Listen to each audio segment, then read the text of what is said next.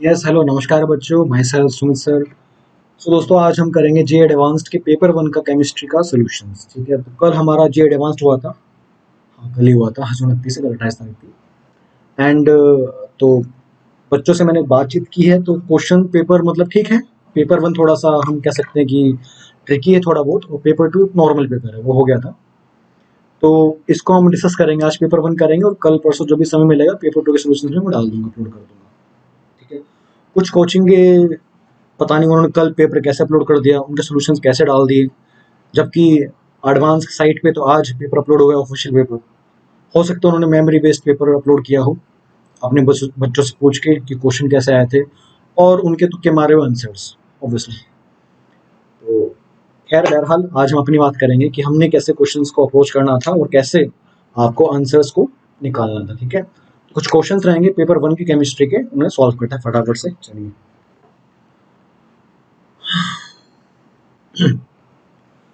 First question आप देख पा रहे हैं, इलेक्ट्रोकेमिस्ट्री का लग रहा है मुझे, तो रिकॉर्डिंग एक बार देख लेता हूँ। हाँ, ठीक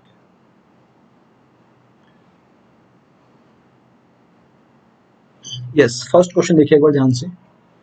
first question is from electrochemistry. Yes, तो क्वेश्चन की लैंग्वेज क्या है एक बार देख लेते, सोल्यूशन चेक कर लेते हैं एक बार। ठीक है, कैसे करेंगे अप्रोच।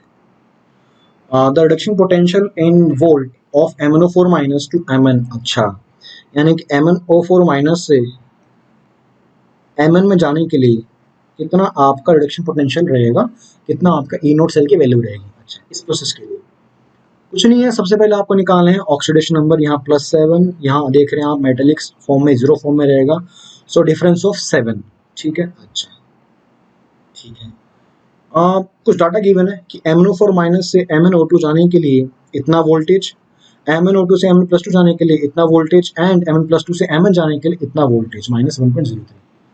सिंपल सवाल है, सवाल आपसे पूछ रहा है, जानने की कोशिश करता है क्या आपको इंटेंसिव एक्सटेंसिव का आइडिया है कि डेल्टा जी एक एक्सटेंसिव फंक्शन है, और जो आपका ई नोट सेल है एक इंटेंसिव फंक्शन है, और इंटेंसिव पे मैथमेटिकल ऑपरेशंस आप नहीं लगा सकते।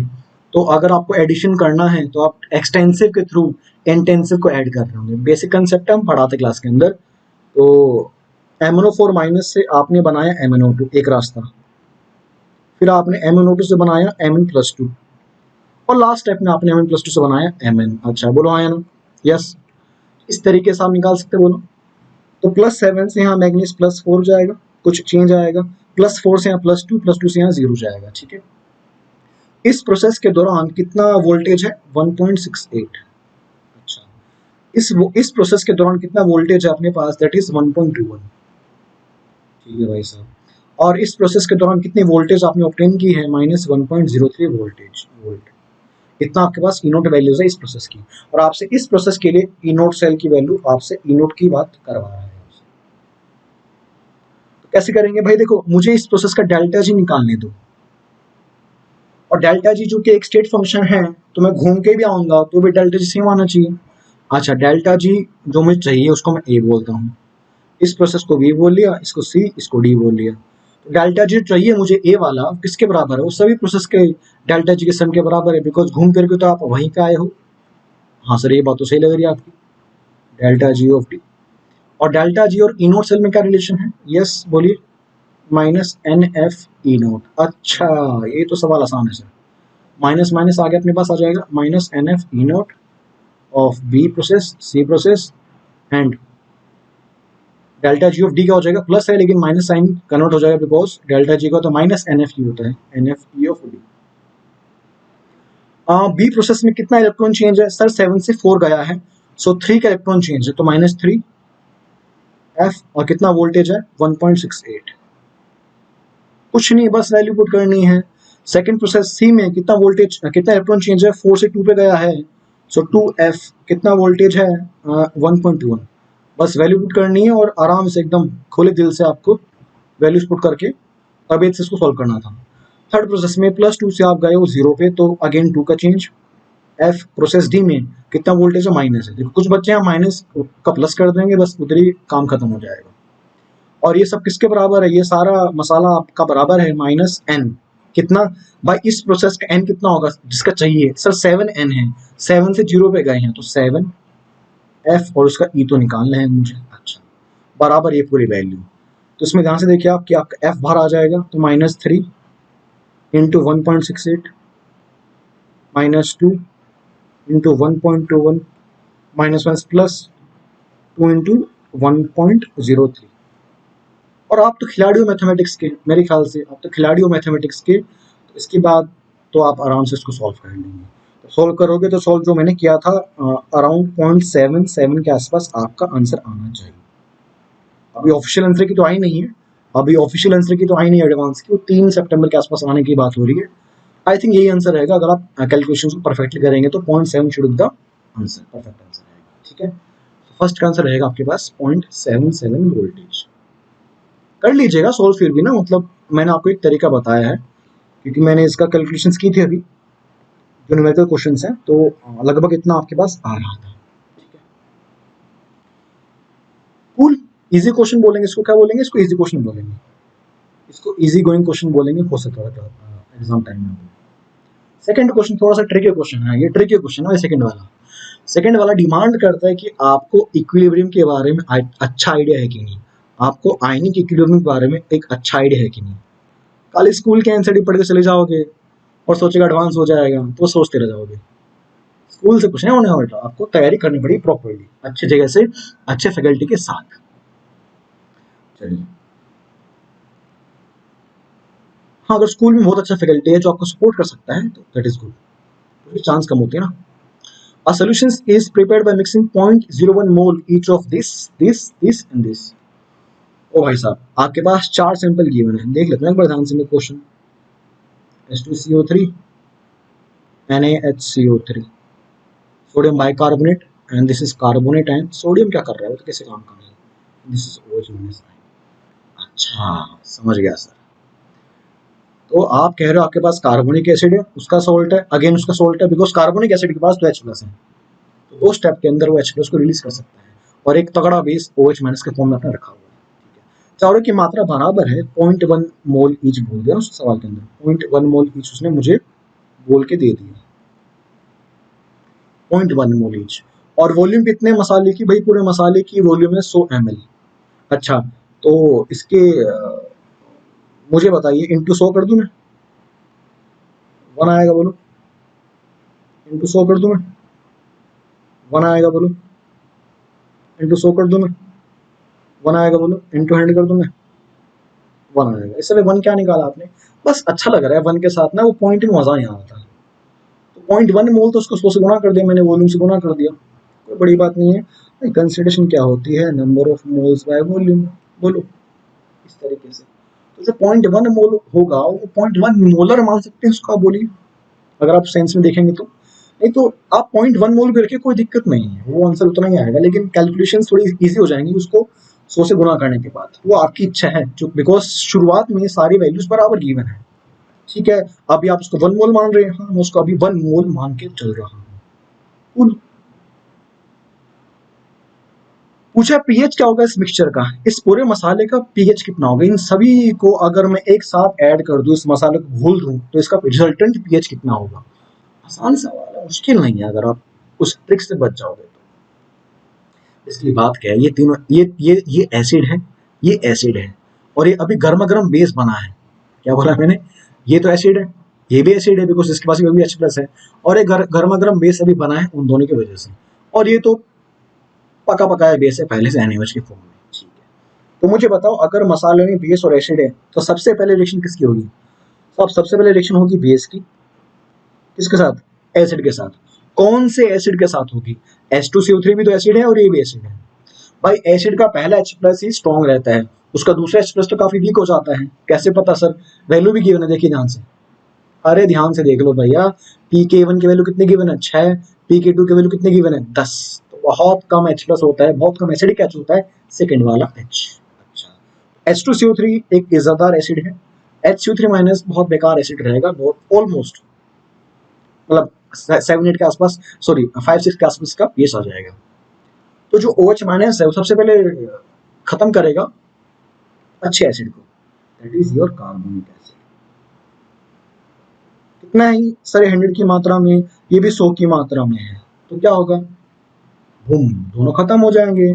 मुझे बताओ बेस क्या करेगा? सर बेस इस एसिडिक एच छीनेगा, क्या बनेगा? ओ हो, आपने बनाया बाय कार्बोनेट। बेस नहीं छीना उसका एसिडिक एच, आपने बनाया बाय कार्बोनेट। अच्छा, 100 और 100 खत्म, 100 बना। पर ये तो पहले से ही भी है सर, कितना? 100। कितना हो गया अभी? 200 हो गया। अच्छा, तो अब मिक्सचर में क्या बचा? आपका OH खत्म हो चुका, वेनिश, यस। एसिड खत्म हो गया, vanish, yes. Sir HCO3 minus बचा है, वीक एसिड है सर। और सर एक और चीज बची है सॉल्यूशन के अंदर, कार्बोनेट नाम की आयन, यस। वीक एसिड और उसका सॉल्ट है सर। ये क्या बोला मैंने? अगर मैं HCO3 माइनस को तोड़ूंगा फर्दर, इसको मैं फर्दर डिसोशिएट करूंगा, अगर मैं HCO3 माइनस को फर्दर डिसोशिएट करूंगा तो मुझे कार्बोनेट ही मिलता है सर, यस। तो वीक एसिड उसका सॉल्ट, सर ये तो बफर बन गया। बफर में कौन सी इक्वेशन होती है? हेंडरसन की। हेंडरसन इक्वेशन होती है पीएच की। तो पीएच बराबर पी के ए प्लस लॉग ऑफ सॉल्ट, ये सॉल्ट है मेरा, कितना? 100 है सर, अपॉन एसिड। कितना एसिड है सर? 200 हो चुका है फिलहाल। सर यहाँ तो 2 पीके गिवन है सर, कौन सा पीके लूंगा मैं? मुझे बताओ। ये HCO3 से बनेगा, HCO3 H2CO3 से बनेगा HCO3 माइनस, वो पहला स्टेप है PK1। और HCO3 माइनस से बनेगा कार्बोनेट, कौन सा स्टेप है? सेकंड स्टेप है सर। इसके लिए क्या होगा? K2, that is PK2। शानदार शानदार। PK2 कितना है? 10.32। 10.32 है आपका PK2। 10.32 होगा प्लस लॉग, अब तक अंडे से अंडा गया, माइनस लॉग 2 आ जाएगा। ठीक है, बोलो। 10.32 कुछ वैल्यू गिवन है लॉग 2 की क्या सवाल में? हाँ गिवन है 0.30, माइनस 0.30, ताकि वैल्यू अच्छी आ जाए ना। तो 32 माइनस 30.2, 10.02 के आसपास। ये आपका आंसर इस सवाल का यही होना चाहिए, इसके अलावा क्या ही हो सकता है? बोलो। आसान सवाल था, ट्रिकी सवाल था, अब तो आसान लग रहा है। डिफिकल्टी करते तो आपको आसान ही लगता है उस टाइम में सवाल। लेकिन मतलब ऐसा भी नहीं है कि आपने पढ़ा और आपसे सवाल ना बना। अगर टॉपिक आपको आता है, इस चैप्टर आपने पढ़ा है दिल से, तो आप इस सवाल को कर ले जाते हैं। ठीक है, आईने के सवाल बहुत मुश्किल आते थे पहले जमाने में, अब तो खैर काफी आसान आते हैं, हो जाते हैं। अगला सवाल देखता हूँ क्या सवाल है भाई। मैंने कुछ ही सवाल देखे हैं, बिकॉज आज ऑफिस गया था ना, तो उसके बाद समय नहीं मिला मुझे आज पेपर को एनालाइज करने का। तो यही कुछ क्वेश्चंस को मैंने फटाफट अपलोड किया है, ताकि थोड़ा सा आपके सामने एक वीडियो आ सके। Dissolving 1.24 gram of white phosphorus. भाई व्हाइट फॉस्फोरस तो होता है P4, which is most reactive form of phosphorus in boiling NaOH। समझ गया मैं, ये तो भैया P4 प्लस NaOH की रिएक्शन है। ये सवाल P ब्लॉक ग्रुप 15 केमिस्ट्री का रिएक्शन है। क्या बनती है? वाटर भी होगा, हवा में तो NaOH बनता नहीं है। अच्छा, तो PH3 फॉस्फिन गैस की बात कर रहा है। अच्छा, plus sodium hydrogen phosphide NaH2PO2। ये अपने आप में बहुत ज्यादा इंपॉर्टेंट रिएक्शन है। हर हमेशा मैं बच्चों को इस रिएक्शन को अच्छे से समझ के याद करने के लिए बोलता हूँ, बिकॉज ये एक डिसप्रोपोर्शनेशन रिएक्शन है। फॉस्फोरस 0 में है, अभी फॉस्फोरस -3 में है, और यहाँ फॉस्फोरस +1 में है। So it is an example of disproportionation reaction. कितना भाई साहब, तुम कितने हो? 1.24 ग्राम हो। ठीक है, तो इसका मोलर मास कितना P4 का निकाल लोगे? 124 आएगा। ठीक है, 31 × 4 124 हो जाएगा। कितना होगा ये? कितने मोल्स है? 0.01 मोल आ गए। ठीक है, चलो इसके इतनी मोल है। क्या पूछा है? ये क्यू है ना, फॉस्फीन को आपने क्यू बोल दिया। अब लैंग्वेज क्या बोलती है? The amount of copper sulphate required to completely consume the gas Q. ये कहां से बन गया? अमाउंट ऑफ कॉपर सल्फेट, कितना कॉपर सल्फेट चाहिए होगा ग्राम में, ताकि आप गैस क्यू को कंज्यूम कर सके। अच्छा, फॉस्फाइड की यहाँ बात हो सकती है। कॉपर सल्फेट, नोट्स की रिएक्शन है, नोट्स के क्वेश्चन है, नोट्स से अंदर से क्वेश्चन आ रखा है। Copper sulphate plus phosphine gas बनेगा कॉपर फॉस्फाइड Cu3P2। इसकी प्रेसिपिटेट बन जाती है Cu3P2। यस, तो कितना कॉपर सल्फेट कंज्यूम किया जाएगा? बैलेंस कर ले, यहाँ 3 आएगा कॉपर के हिसाब से, यहाँ आएगा 2, आगे पानी वानी बैलेंस करते बैठना, उससे मतलब नहीं है। पूछा कितना ग्राम चाहिए होगा, तो मोल्स निकाल लेंगे तो ग्राम आ जाएगा। ये कितना है भैया? भैया फॉस्फीन कितना बना? ठीक है, भाई एक से बैलेंस क्या बोलते हैं? एक से बन रहा है एक फॉस्फीन, 1 मोल से 1 मोल बढ़ रहा है, तो 0.1 मोल से कितना बनेगा क्यू, ये भी बनेगा 0.01 मोल। अच्छा, तो फॉस्फीन आपके पास आएगा 0.01 मोल। सर वो रिएक्शन बैलेंस नहीं है, उसको बैलेंस कर लीजिएगा, तो वाटर भी तो साथ में है, तो यहाँ 3NOH आएगा और यहाँ मेरे ख्याल से 3 आ जाएगा, तो फॉस्फीन में कोई दिक्कत नहीं होने वाली, वो 1 ही रहेगा। ठीक है, अच्छा 0.01 मोल है, तो ये आएगा 0.01 मोल। तो मुझे बताओ 0.01 मोल को कंज्यूम करने के लिए कितना कॉपर सल्फेट खर्च होगा, ये पूछा गया है इन ग्राम। आसान सवाल है, moles of copper sulphate upon stoichiometry 3 बराबर moles of phosphine upon stoichiometry 2। क्या किया मैंने, मोल मोल एनालिसिस कर दी, सस्ती सी आपकी मोल मोल एनालिसिस। कितने मोल्स कंज्यूम हुए हैं, 0.01 बाई 2 मल्टीप्लाई बाई 3, इतने मोल्स हो गए। पर मेरे ख्याल से आपका मास में आंसर पूछा ना ग्राम में, तो कॉपर सल्फेट का मास कितना होता है, निकालेंगे क्या, कॉपर सल्फेट का मास कितना होता है, yes into mass of copper sulphate. Copper का 63, सल्फर का 32, 4 छिका 64। अच्छा, कितना आ रहा है करने के बाद ये भाई साहब, मेरे पास तो कैलकुलेटर आपके पास भी होगा, 0.01 इंटू 3 बटा 2, ये आ गया 0.015, ये तो ठीक है, इंटू यहाँ से कितना आ रहा है ये, प्लस 64 प्लस 32, 159 आ रहा है, इंटू 0.015, यस 2.38 आएगा आपका आंसर, 2.38। प्लीज इसको आप याद कर लीजिएगा, मतलब सॉल्व किया होगा आपने अगर पेपर दिया है तो। अगर आपने पेपर नहीं भी दिया तो प्लीज इनको देखिए कैसे क्वेश्चन सॉल्व करते हैं। क्वेश्चन की लैंग्वेज टफ है, क्वेश्चन दिखने में टफ है, लेकिन उसको आप खोलेंगे करेंगे अच्छे तरीके से तो आ जाएगा। अब इस क्वेश्चन को आप बोलेंगे सर पी ब्लॉक का क्वेश्चन है, लेकिन यहाँ पे आपने मोल कंसेप्ट भी खर्च किया, यहाँ पे आपने बैलेंसिंग भी खर्च की। तो हमेशा एडवांस का क्वेश्चन मल्टीपल कंसेप्ट से आता है, ये जेईई मेंस या नीट का एग्जाम नहीं है कि जो रट्टा मारा वही आ गया उसमें करवा के आपका काम हो गया, ऐसा नहीं है। यहाँ पे पूरे तरीके से आपका दिमाग खर्च होगा। इसी मैंने कहा था शुरुआत में कि पता नहीं कल कोचिंग वालों ने, कुछ कोचिंग ने, बहुत अच्छी कोचिंग तो फिर ऑब्वियसली उन्होंने आज पेपर डाला होगा मेरे ख्याल से, कुछ कोचिंग वालों ने कल ही पेपर डाल दिया था, कल तो पेपर आया भी नहीं था, पेपर ऑनलाइन हुआ था ना यार, तो पेपर को अपलोड होने में IIT ने अपलोड किया है, वो भी आज सुबह अपलोड किया है, बच्चे कह रहे थे। तो पता उन्होंने कल सॉल्व कैसे कर दिया कि सर उन्होंने बच्चों से मेमोरी मांगी होगी कि सर बताओ बच्चों कि तुमने इस क्वेश्चन में क्या किया, क्वेश्चन कैसा आया था। तो बच्चे ने पहले झूठ मूठ में कुछ क्वेश्चन बताए होंगे, तुक्के बाजी वाले आंसर बताए होंगे, और फिर आपने सॉल्व कर दिया होगा। और तो क्या ही हो सकता है क्वेश्चन, अब ये क्वेश्चन मैंने IIT के साइट से निकाला है, तो ये रियल क्वेश्चन है, ये मेमोरी बेस्ड क्वेश्चन नहीं है। अब तो मैं इसको सॉल्व भी कर सकता हूँ या आपको इसमें कुछ कंसेप्ट को सिखा भी सकता हूँ। जब क्वेश्चन ही पुख्ता ना हो, आई डोंट थिंक उसको जल्दबाजी में सोल्यूशन प्रोवाइड करना फायदा नहीं। वो सब व्यूज की बात है कि व्यू आ जाएंगे, लाखों बच्चे देख लेंगे, फालतू बातें होती है, उससे कुछ नहीं वाला। अगर 2 बच्चे भी देखते हैं मेरे इस वीडियो को तो मुझे कोई गम नहीं है, बिकॉज वो 2 बच्चे सीख के जाएंगे कुछ ना कुछ। तो ये ऑथेंटिक क्वेश्चन है, अब इसके सॉल्यूशंस प्रोवाइड किए जा सकते हैं। अब जो आंसर्स मैं बता रहा हूँ, ये आंसर्स मेरे हिसाब से ये होने चाहिए आंसर्स। अब जब 3 तारीख को आंसर की आएगी तो विल मैच, हम देखेंगे। मैं ये तो नहीं कह रहा कि जो मैं सॉल्व करूंगा दे विल बी परफेक्ट, मैं भी फर्स्ट टाइम सॉल्व कर रहा हूँ, आपकी तरह ही मैं सॉल्व कर रहा हूँ। तो अब गड़बड़ हो सकती है, लेकिन कंसेप्ट के हिसाब से तो नहीं होना चाहिए। चलिए ठीक है,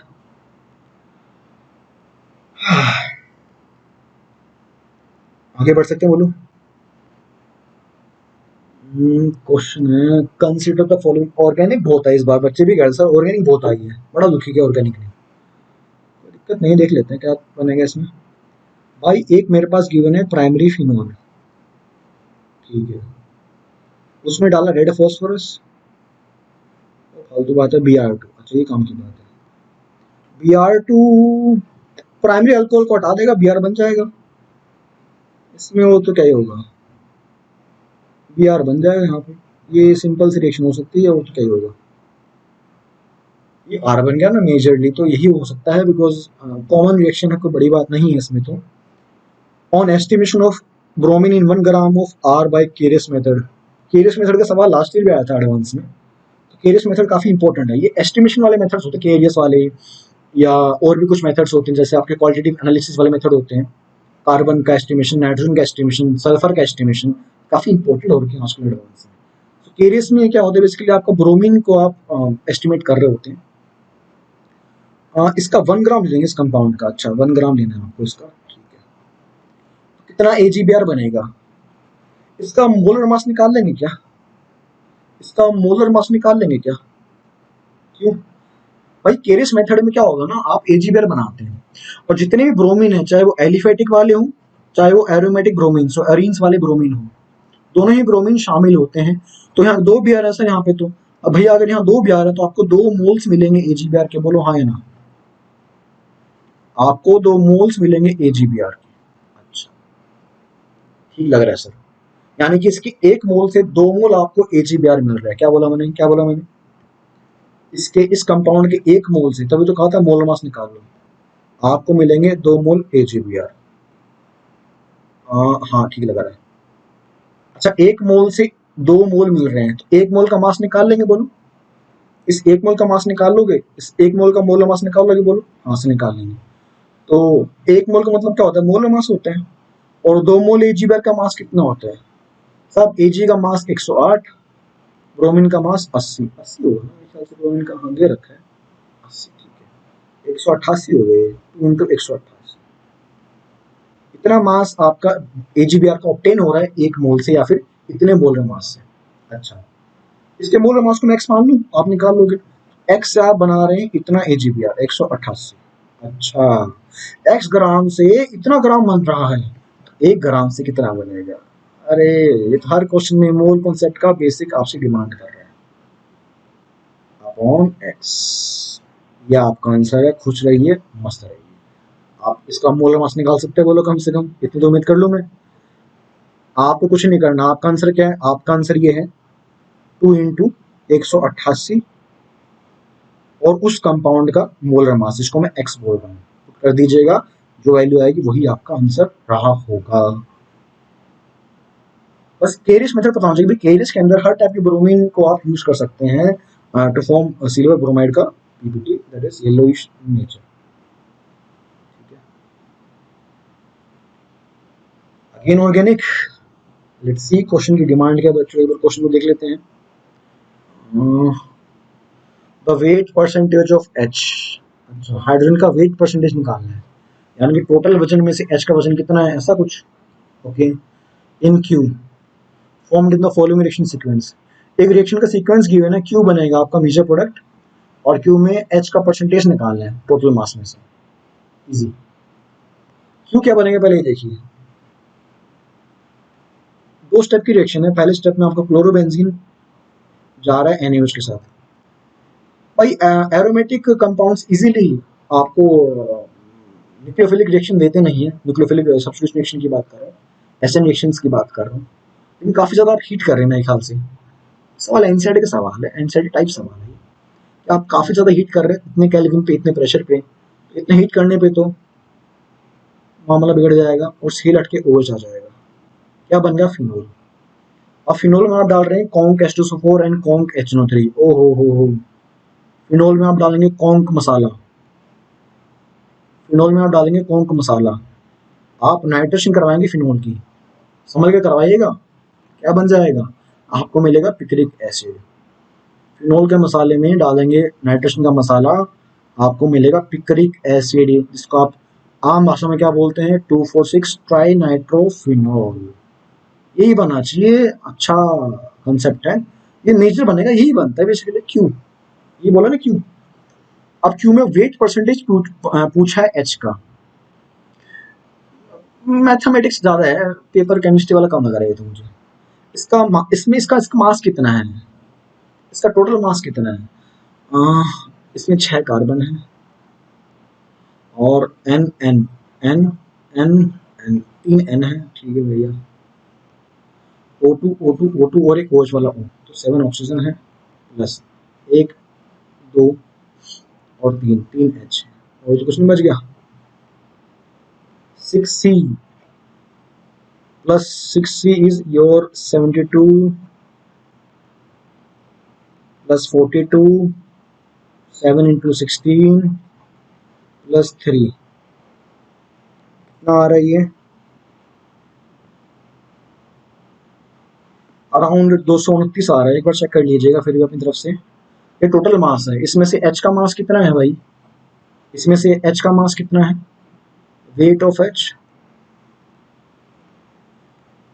3 एच है ना, 3 कितने में से 229 में से, परसेंटेज चाहिए सर मुझे तो इंटू 100 कर दे, कितना आएगा 300 बटा 229, बोलो हाँ या ना, कितना आ रहा है 300 बटा 229, 300 डिवाइड बाय 229, 1.31 मार्क कर दीजिएगा, hopefully it will be a reasonable good answer, 1.31 के आसपास आना चाहिए। आप देख रहे हैं कि हर क्वेश्चन आसान नहीं है कि सीधा कर दिया चलो घर सकते हैं, नहीं, आपको हर क्वेश्चन में डिमांड की गई है कि आप थोड़ा सा मैथमेटिकली साउंड रहें, कैलकुलेशंस को अच्छा रखें, ठीक है। इनका आप डबल चेक कीजिएगा कैलकुलेशंस को, मेरे पास आंसर की थोड़ी ना है, ये तो मैंने अभी आपके सामने सॉल्व कर रहा हूँ, तो एक बार डबल चेक कर लीजिएगा कैलकुलेशंस को ऑब्वियसली, तो जब आंसर की आएगी तो उसको मैच कर लीजिएगा, ठीक है ना। ये एक अच्छे विद्यार्थी का निशानी होती है, ये वो चीज़ों को पॉजिटिव तरीके से देखता है और उसको कंसेप्ट के हिसाब से चीज़ों को समझता है, ये नहीं कि सिर्फ आंसर बताओ क्या होगा फटाफट से, आंसर तो फिर अगर आंसर बताने वाले कैटेगरी वाले बच्चे यहाँ बैठे तो उनको सिलेक्शन वैसे ही नहीं होने वाला। अक्सर आंसर की वाले बच्चे वो होते हैं जो सिर्फ आंसर देखने वाले आते हैं, जो सोल्यूशन देखने आए, जो कंसेप्ट को चेक करने आए थे, जिसने पेपर दिया था अपनी सोच एक बार वो चेक करने आए थे, वो आंसर की देखें या वो आंसर उसको चेक करें तो मुझे बेनिफिट लगता है, सिर्फ एबीसीडी चेक करना को मतलब नहीं बेटा उस बात का ना। उम्मीद है आप सब सीखने के लिए आए होंगे इस तरीके से आंसर्स को ना। जो बच्चे 11वीं 12वीं के हैं वो जो नेक्स्ट वीक पेपर देंगे उनको भी देखना चाहिए पेपर, क्वेश्चन की अप्रोच कैसी है, क्वेश्चन की डिमांड कैसी है और आपकी तैयारी कैसी है।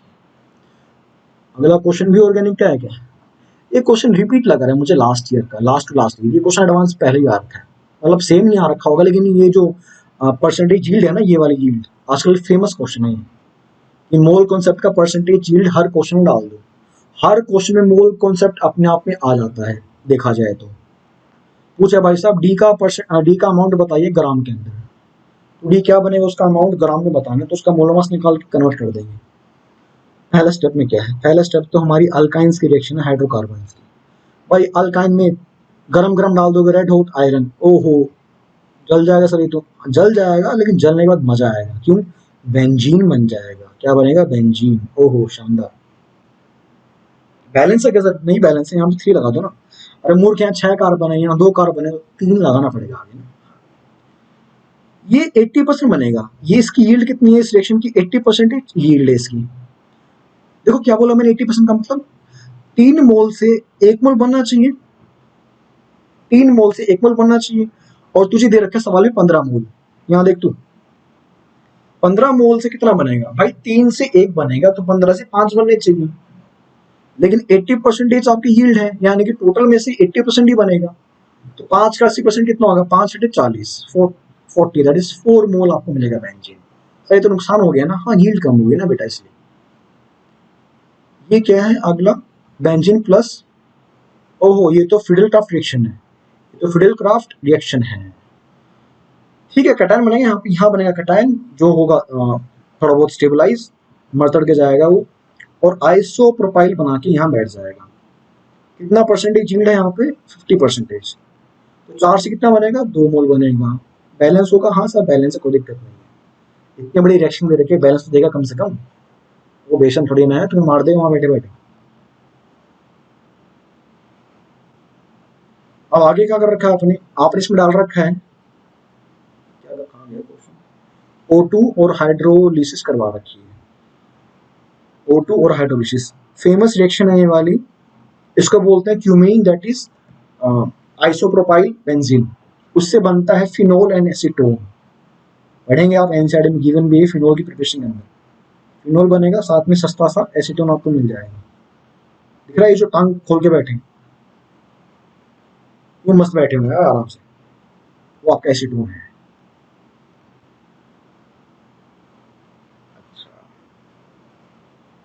फिनोल तो बन गया लेकिन इसका यील्ड कितनी है भैया, 50% है, 2 का 51 मोल आएगा, अब क्या चाहिए भैया।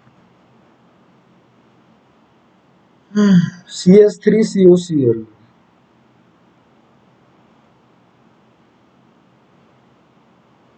क्या बनेगा, OH अटैक मारेगा, इस कार्बन पे Cl बाहर हो जाएगा, ठीक है, एसिटाइल ग्रुप लग जाएगा इस तरीके से,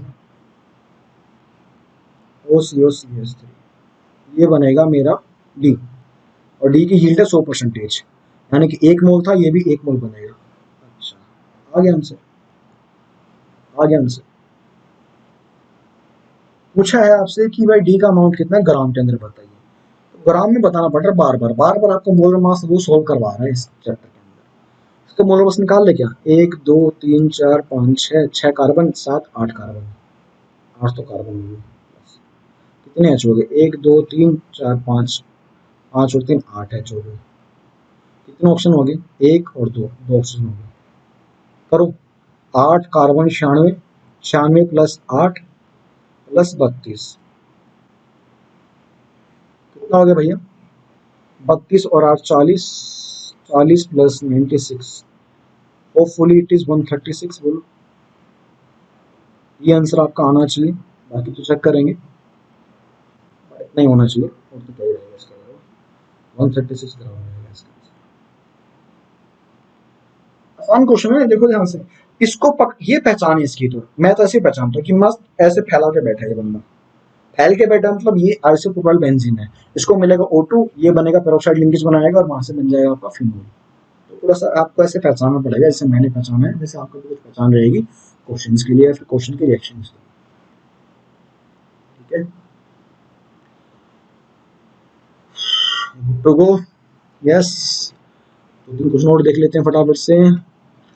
for diatomic molecules the correct statement about the MO, अच्छा, ओवरलैप ऑफ 2pz ऑर्बिटल्स, ये सवाल है एमओटी से केमिकल बॉन्डिंग से। तो अभी सोचो भाई, बहुत देर होगी केमिकल बॉन्डिंग नहीं आ रहा पिक्चर के अंदर, कैसे हो सकता है, केमिस्ट्री में केमिकल बॉन्डिंग ना पूछे, जिंदा कैसे रख सकते केमिस्ट्री। 2pz के बारे में, 2pz के बारे में कुछ कमेंट करने को बोला है। भाई दो एटॉमिक ऑर्बिटल्स कंबाइन करेंगे तो 2 MO बनते हैं, कुछ गिवन नहीं है ना, तो बाय डिफॉल्ट हम जेड एक्सिस को ही क्या मानते हैं, इंटरन्यूक्लियर एक्सिस मानते हैं। तो 2pz तो सर वहां फैला होगा बेचारा ऐसे, हाँ फैल जाएगा बेचारा, ये तो, ये प्लस ये माइनस, ये फंक्शन का साइन की बात कर रहे हैं, ये प्लस ये माइनस आपस में कंबाइन कीजिए सर, 2AO, ये पहला एटॉमिक ऑर्बिटल है, दूसरा एटॉमिक ऑर्बिटल कंबाइन करेंगे, यस, प्लस प्लस मजा आएगा, अरे शानदार, ये बनेगा, तो यहाँ एक नोड आएगा बोलो, और यहाँ एक नोड आएगा, तो इसमें 2 नोडल प्लेन आएंगे। अब देखो सवाल क्या पूछा गया, ये सिग्मा बनाया मैंने, दिस इज सिग्मा, दूसरा सिग्मा स्टार बन जाएगा उल्टा करने पे। सिग्मा हैज 2 नोडल प्लेन्स, हाँ 2 आ रहे हैं, ठीक ऑप्शन है ये तो। Sigma star has 1 node in the x z plane, x z plane, x y बोले तो फिर भी मान सकता हूँ, एक्स जेड तो झूठ बोल रहा है भैया, क्यों, जेड पे तो वो खुद है, तो उसके परपेंडिकुलर रहेगा ना भाई, it should be in the x Y plane not X Z. Pi orbital has 1 node in the plane, pi की बात कर रहे हैं, पाई कैसे बनेंगे, ऐसे बनेंगे। ये एमओटी का सवाल है, ये सवाल वीबीटी का नहीं है, कहीं वीबीटी से आंसर करके आ जाओ, बोलो सर हम फैल गए थे, प्लस प्लस खा जाएगा आपस में, मतलब खाएगा क्या, ऐड हो जाएगा, अच्छा, माइनस माइनस मजा आएगा, यस ऐसे बन जाएगा। एक ही नोड आ रहा है, एक ही नोड आ रहा है, वो भी जेड एक्सिस के अलोंग आ रहा है, क्या बोलता है, pi has 1 node in the plane which is perpendicular, क्या बोल दिया, बकवास कर दिया, झूठ बोल रहे हैं, ये भी झूठा है, पैरेलल है उसके साथ आ रहा है, परपेंडिकुलर कैसे हो जाएगा। Pi star has 1 node in the x Y plane containing the molecular axis, pi star की बात कर रहा है, एक बार ध्यान दीजिए, पाई स्टार बनेगा जब हम मामले को डिस्ट्रक्शन की तरफ ले जाएंगे, प्लस का माइनस, और प्लस को दिखाओ माइनस, और प्लस आपस में टकराएंगे, दूर भागेंगे, बोलो, ये बन जाएगा एमओ का shape, plus minus plus minus, एक ये रहा नोडल प्लेन, एक ये रहा नोडल प्लेन। अच्छा क्या बोला इसने, pi star has 1 node in the x Y plane, बिल्कुल होगा, बिल्कुल होगा, अगर जेड एक्सिस है बेटा, एक तो इसके एक्स वाई प्लेन के ऐसे रहेगा ना, ऐसे, ये जेड है तो एक तो ऐसे जाएगा, एक्स वाई प्लेन में जाएगा ना, इट इज परपेंडिकुलर, यानी कि मान लो अगर ये जेड एक्सिस है तो एक तो ऐसे प्लेन रहेगा ना इसके, तो रहेगा, that is x Y plane, I hope ये इसका मीनिंग रहेगा। Containing the molecular axis, contain उसमें तो आ ही रही है, तो ही रही उस तरीके से। ऑप्शन ए और डी होना चाहिए। इनऑर्गेनिक केमिस्ट्री के क्वेश्चंस अक्सर एम्बिगुअस हो जाते हैं एडवांस में ना, मतलब श्योरिटी नहीं होती कि पक्का ये हो गया, लेकिन ये सवाल ठीक है, आसान सवाल है, मतलब देख के बना के हम सोच पाए ना इस सवाल को, तो ठीक है, ये तो एडी हो सकता है, तो होगा। द करेक्ट ऑप्शंस, जल्दी करते हैं, 12 बज चुके हैं, नींद आ रही है। एड्सॉर्प्शन, अच्छा सवाल है सरफेस केमिस्ट्री का, जो कि सीबीएसई से हट चुका है, तो सीबीएसई वालों पढ़ लीजिएगा पूरी केमिस्ट्री को, स्कूल के चक्कर में रहोगे तो रह जाओगे। एड्सॉर्प्शन की बात कर रहे हैं। अच्छा, केमिसॉर्प्शन में यूनिमोलकुलर लेयर बनती है। केमिकल एड्सॉर्प्शन में सिर्फ एक लेयर बनती है, बहुत शानदार बात है, अच्छी बात है। The enthalpy change during physisorption, physical adsorption में कितनी एंथैल्पी चेंज आती है? 100 से 150, ना ना ना भैया 30-40 आती है बस, 20 से 40 बोलते हैं तो गलत बात है, तो झूठ बोल रहे हैं। केमिसॉर्प्शन एक एंडोथर्मिक प्रोसेस है। I don't think so. क्यों? बॉन्ड बन रहे हैं, बॉन्ड बनते हैं तो बॉन्ड बनने से एनर्जी रिलीज होती है। एक्सो बोलता तो ठीक होता है, एंडो गलत हो जाएगा, सी भी गलत। Lowering the temperature favours physisorption process, कम तापमान में फिजिकल एड्सॉर्प्शन को फेवर करता है, ठीक है। ज्यादा तापमान करेंगे तो जो छोटी मोटी फोर्सेस होती हैं वो वैनिश हो जाती हैं और केमिकल एड्सॉर्प्शन की तरफ ग्राफ मूव कर जाता है। तो ग्राफ कुछ ऐसे चलता है, यहाँ लोअर टेम्परेचर जोन के अंदर आपका फिजिकल एंड हायर में आपका केमिकल बनता है। तो ठीक है, लोअर में फिजिकल, तो ए एंड डी इसका मार्क कर सकते थे। अगेन सिंपल क्वेश्चन है, थोड़ा सा एनसीईआरटी बेस्ड क्वेश्चन रहेगा, हो जाएगा आपसे। आगे देखें, द केमिकल, द इलेक्ट्रोकेमिकल, किसका सवाल, इलेक्ट्रोकेमिस्ट्री आइडिया नहीं। The electrochemical extraction of aluminium from bauxite ore, ये सवाल है मेटलर्जी का, class 12 chapter number 6 metallurgy. Bauxite क्या होता है? ये रहा अपने पास Al2O3.XH2O, इससे आप एल्यूमिनियम ऑब्टेन कर सकते हैं। तो और है ना बेटा, ये तो आपके खदान है और मिनरल है, इससे आप एल्यूमिनियम ऑब्टेन करेंगे। कैसे ऑब्टेन कर सकते हैं ये पूछा गया है, ठीक है। ऑप्शन एक बार देख लेते हैं। Direction of aluminium oxide with Coke at this temperature, carbide क्यों बनाएंगे भाई, एल्यूमिनियम ऑक्साइड प्लस कार्बन से तो कार्बाइड बनता है, और एल्यूमिना को रिडक्शन की क्या जरूरत है, तो नहीं, ऐसा तो कुछ नहीं होने वाला। वी कांट मेक कार्बाइड्स, हम थोड़ी ना Al2C3 बना देंगे या कुछ ऐसा कुछ बना देंगे, ऐसा नहीं बनेगा कुछ। The neutralization of aluminate solution by CO2 gas to precipitate hydrated aluminum hydroxide, ये कह रहे हैं कि भाई थोड़ा बहुत इसको न्यूट्रलाइज कर लीजिए CO2 पास करके। CO2 एक एसिडिक गैस है और ये एक एम्फोटेरिक है, तो थोड़ा बहुत इसको न्यूट्रलाइज करवा सकते हैं, ठीक लग रहा है, होगा स्टेप का पार्ट।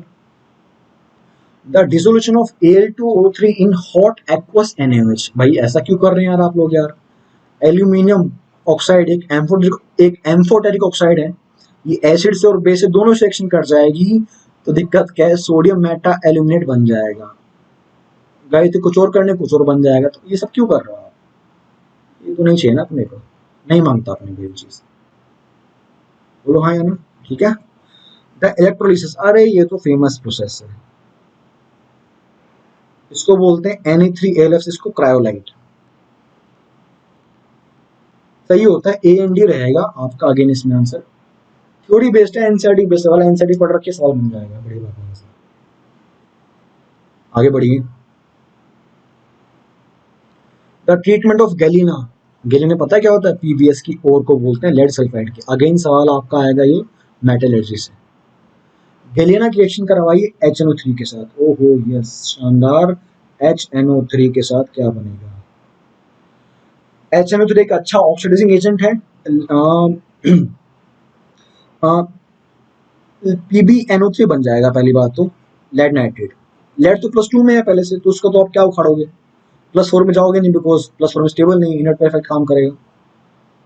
सल्फर -2 में सल्फाइड के फॉर्म में है, तो सल्फर सल्फाइड को आप सल्फर बना सकते हो, ठीक है, इट विल फॉर्म कोलॉइड, तो नीचे बैठ जाएगा वो, ठीक है। और अगर आपने सल्फर का ऑक्सीडेशन किया है तो खुद का भी क्या होगा, रिडक्शन होगा।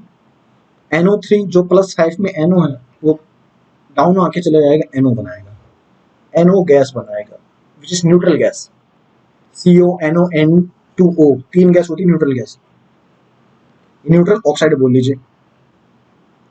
सवाल ये बोलता है कि भाई ये पैरामैग्नेटिक है, यस इट इज पैरामैग्नेटिक। इसका बेंट ज्योमेट्री है, लीनियर ज्योमेट्री है, एन ट्रिपल बॉन्ड हो गया लीनियर, इसमें काय का बेंट।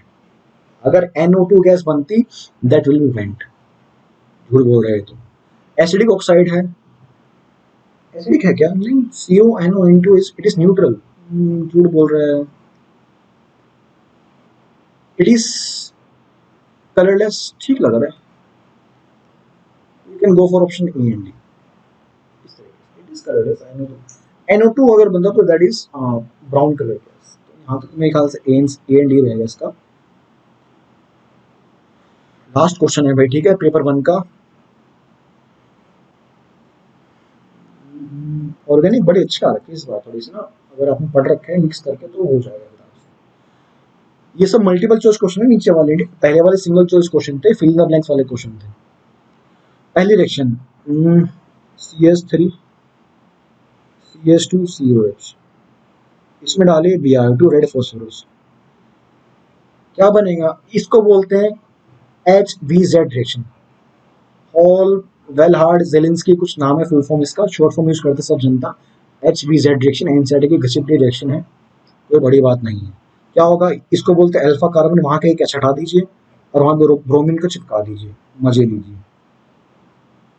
चिपका दिया सर, क्या बन गया? इसको आप पी कह रहे हैं, बोलो ठीक है। इस पी में आपने क्या डाल दिया? आपने डाल दिया इसमें थैलामाइड कुछ करके ग्रुप। ओह, ये तो गैब्रियल थैलामाइड यूज करते हैं इसको, तो अगर ध्यान आ रहा होता आप लोग को इतने बड़े रिएजेंट को, तो कुछ नहीं है, मसाला फालतू है। N माइनस है, बोलो हाँ है ना? अरे यहाँ देखो यार, ये जो N माइनस है ना, है तो माइनस ही ना, तो ये न्यूक्लियोफाइल है।